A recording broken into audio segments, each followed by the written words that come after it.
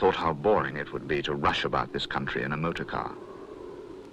It's extraordinary that in the desert, even half an hour's rain will bring up vegetation that will remain green for as long as 2 and sometimes 3 years.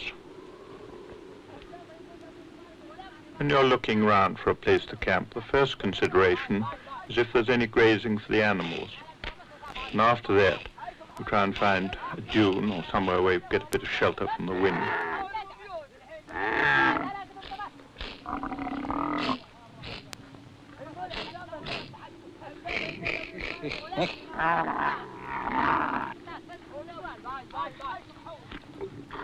Here I was finding a freedom unobtainable in civilization, a life unhampered by possession, since everything that was not a necessity was an encumbrance. I had found, too, a comradeship inherent in the circumstances, and the belief that tranquility was to be found here. In the sands, you very seldom have any difficulty about firewood, but out on the gravel plains which surround the sands, there's very often very little firewood.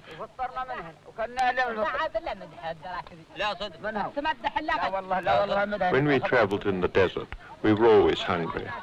We took with us a certain amount of rice, but we could only use this when we were on wells. Ordinarily, we made a sort of unleavened bread out of the flour. We also had some butter and some dried meat, and out of this we'd contrive some sort of a soup into which we'd dip the bread when it was ready. It was the sort of food which you only eat when you're very hungry. My companions sometimes played a game with camel droppings in the sand. It was very complicated, and I can never begin to understand what they were doing. So I suppose our main enjoyment was talking, and the only time that they'd ever stop was if somebody began to recite poetry, and then a hush would fall on the camp, and they'd gather around and listen to him.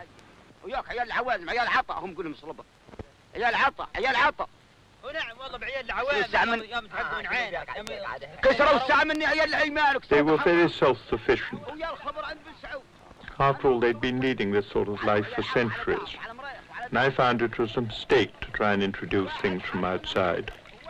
The only thing which they rarely required were the rifles with which they fought. During all the years that I was with these people, I never had any apprehension that they would betray me. It would have been easy enough for them to have murdered me and dumped me in a sand dune and gone off with my possessions. And yet, the idea never crossed my mind. It was inconceivable. You get this intense loyalty to your traveling companions among the Bedou.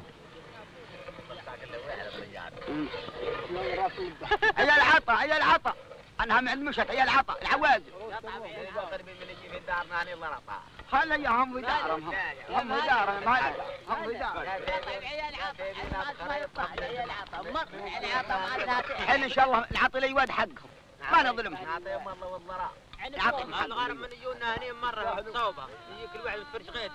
لا وكاد انهم ما عينوا معزه هنا كل المعزه الدار دينهم عينوا معزه كل دار عينوا بها معزه كل دار ما عينوا بها معزه السرع بالنامي كسروا ذول. The others still talked around the fire, but I closed my mind to the meaning of their words, content to hear only the murmur of their voices, to watch their outlines sharp against the sky, happily conscious that they were there, and beyond them the camels to which we owed our lives.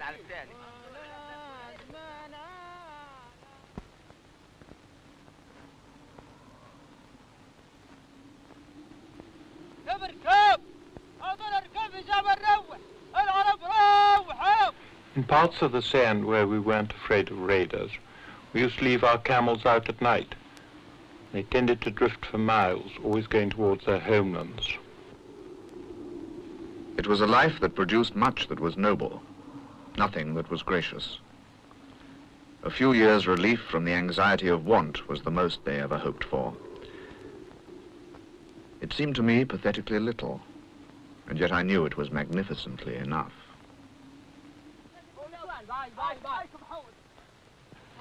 Only the women wear trousers. The men wear loincloths under their long shirts. And at first it isn't easy to keep yourself decently covered. I remember on one occasion, I was sitting in the sands, and a man turned to me in a rather stuffy voice, said, "Your nose." I thought I'd probably got a drip on the end of it. It was only then that I realized he was referring to quite another part of me.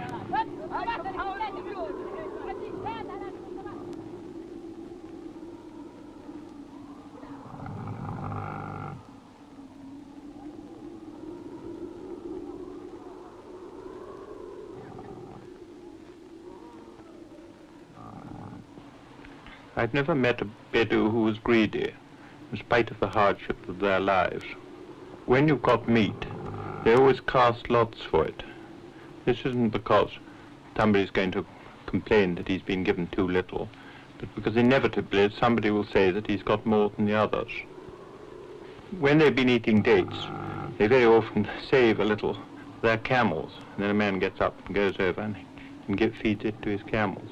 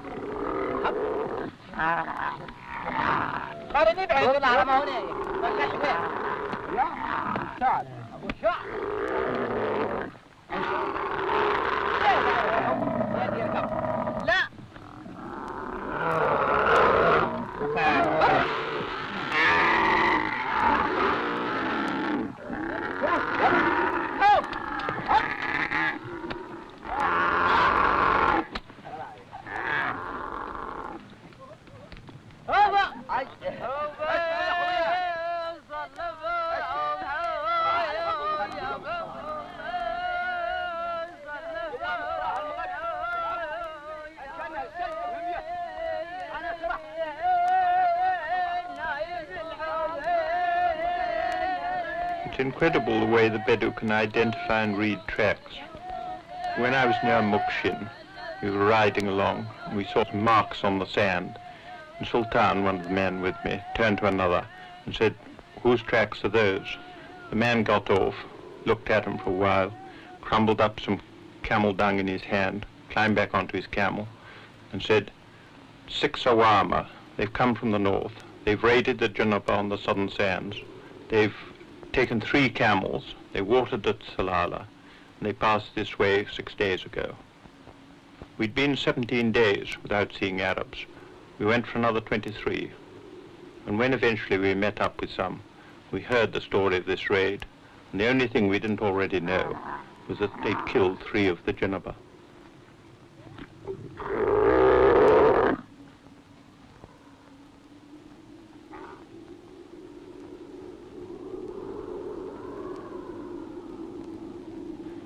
Wherever vegetations come up after rain, no matter how desolate an area, you find animals, sometimes gazelle or even oryx, and jerboas and hares and scorpions and lizards and snakes.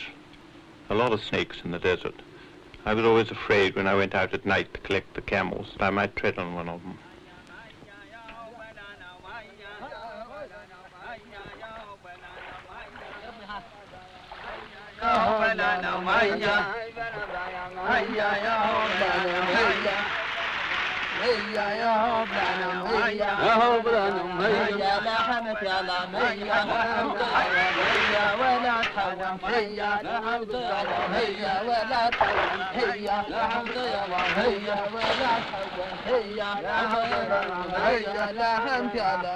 The water in the sands was always brackish. Sometimes it was barely drinkable, except by camels. I can remember when we left our last well to go across the water. The water was worse than usual. We had to mix it with milk in order to make it drinkable at all. And this is an unpleasant mixture the Bedou call shneen.